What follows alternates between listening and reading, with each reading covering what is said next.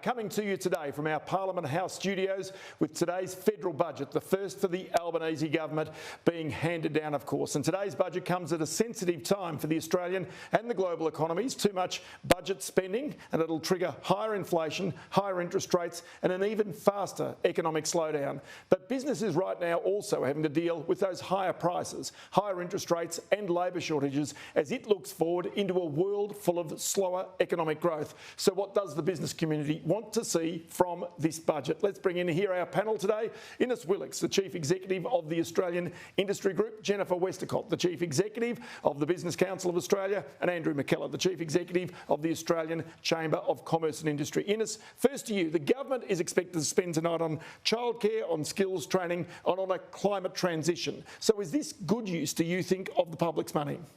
Well, Ross, as you said in your introduction, business is facing enormous challenges around labour shortages, inflation, interest rates, productivity.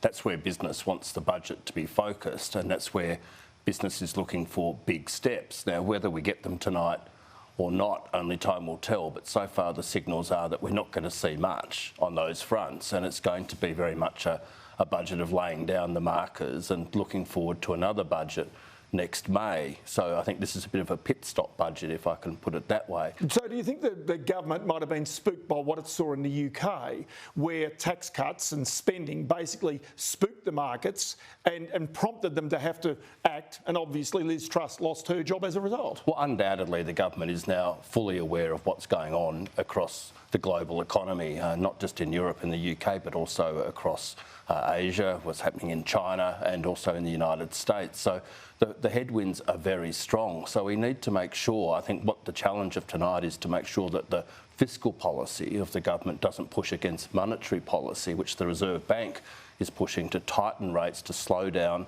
the economy. So the government in some ways is constrained perhaps from what it wanted to do, potentially, but the reality is that we do have strong headwinds, and that's why the business community is looking for those productivity drivers, those skills drivers, those employment drivers, skilled migration, all of those things to start to kickstart the economy in a sensible way. There's a lot of good measures coming out undoubtedly, but that's where the business community's focused.